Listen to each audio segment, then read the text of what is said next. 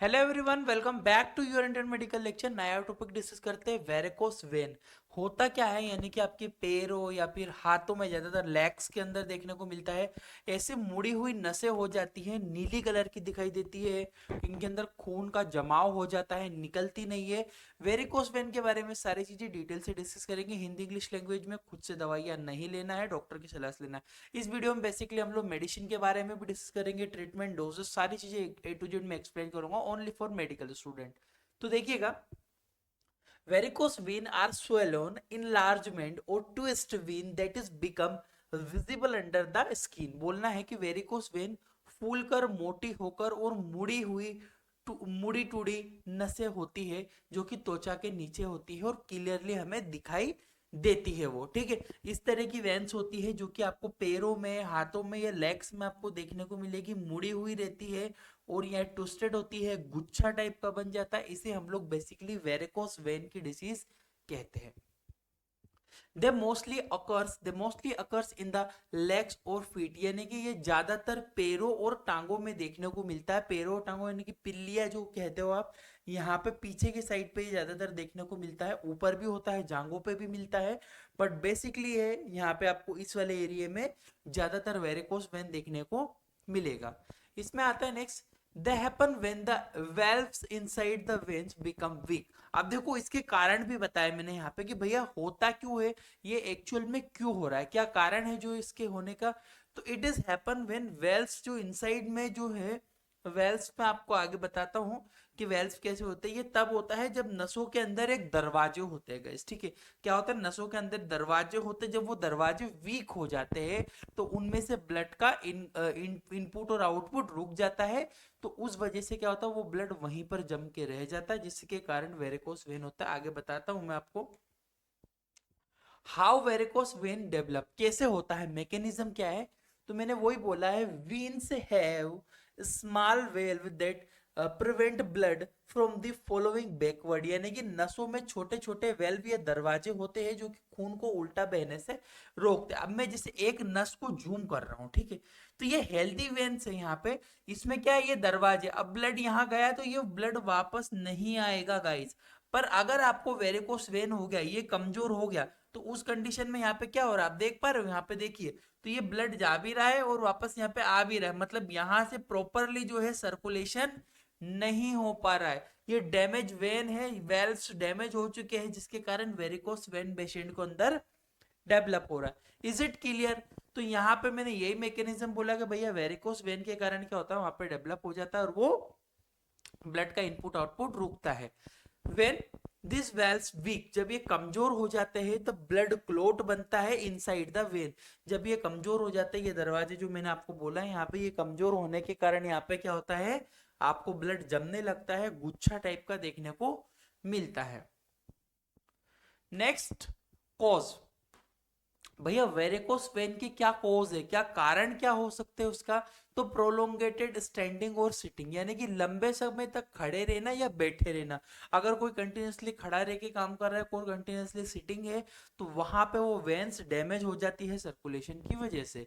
Week vein valve from the birth, मतलब genetic भी हो सकता है, जन्मजात भी हो सकता है, बच्चे माँ के पेट में से ही जेनेटिक प्रॉब्लम लेके आया हो, जेनेटिक्स भी होता है। इसके अलावा pregnancy increase pressure on the leg, या डिफरेंट डेफिनेटली कि जब गर्भावस्था में महिला होती है तब पैरों में दबाव बढ़ता है। जब फीमेल प्रेग्नेंट है तो उसका वेट ऑटोमेटिकली बढ़ेगा, ऑटोमेटिकली वेट बढ़ने से फीमेल को पैरों में दबाव बनता है, उस वजह से भी वो वेरिकोस वेन हो सकता है। Obesity put extra load on veins, यानी कि बिल्कुल मोटापा अगर ज्यादा हो गया है, कोई व्यक्ति ज्यादा मोटा है, बहुत ज्यादा एक्सेसिव वेट है, उस वेट की वजह से क्या होता है, उसका वजन पैरों पे ज्यादा गिरता है और उसके कारण उसे वेरिकोस वेन होता है।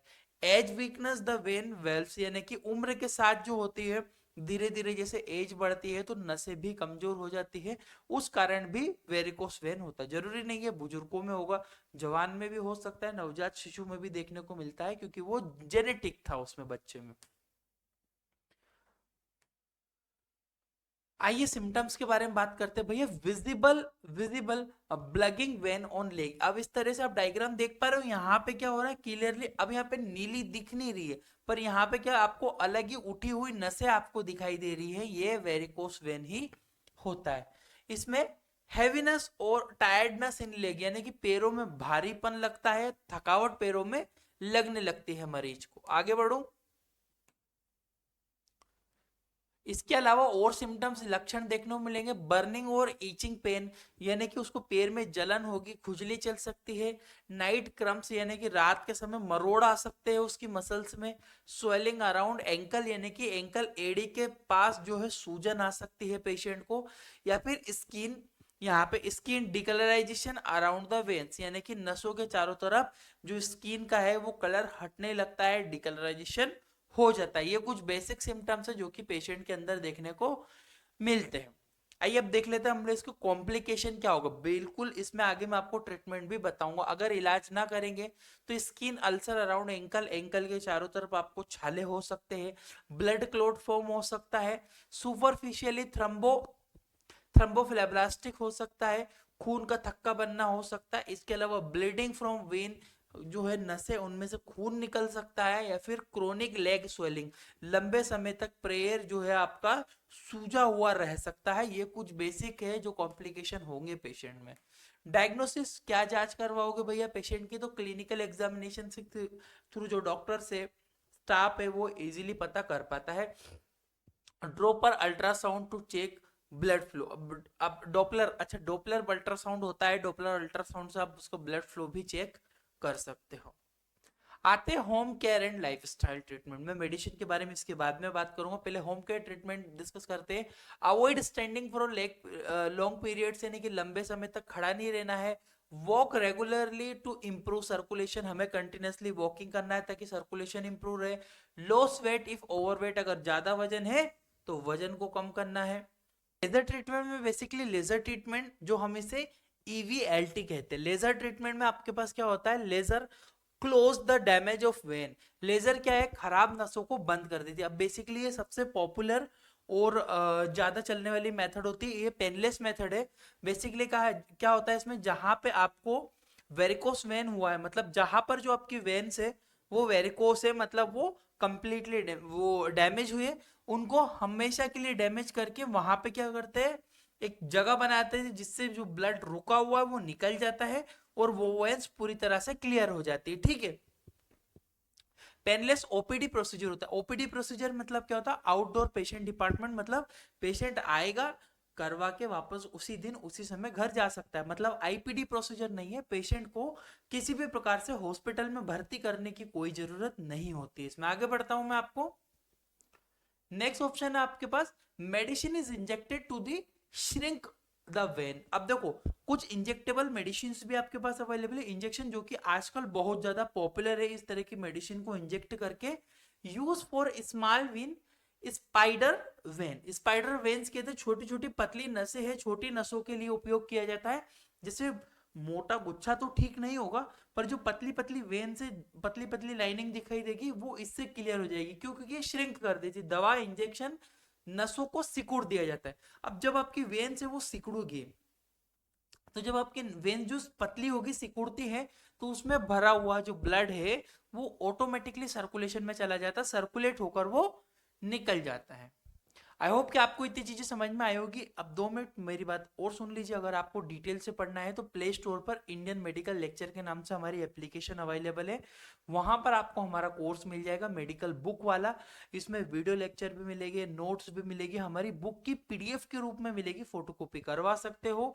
इसमें पूरा medicine, disease treatment, hospital knowledge detail से सिखाया जाता है। ये व्हाट्सएप नंबर है, आप यहाँ पर अगर हाई भेजोगे तो भी हम आपको डिटेल सारी शेयर करवा देंगे। एक एक्सपीरियंस सर्टिफिकेट का ये एग्जांपल है। इस तरह से हम एक्सपीरियंस सर्टिफिकेट भी, इस कोर्स के खरीदने पर आपको ये एक्सपीरियंस सर्टिफिकेट भी एप्लीकेशन में अवेलेबल होगा। तो अभी आप Indian medical lecture application download कर सकते हो। Thank you for watching guys, your Indian medical lecture.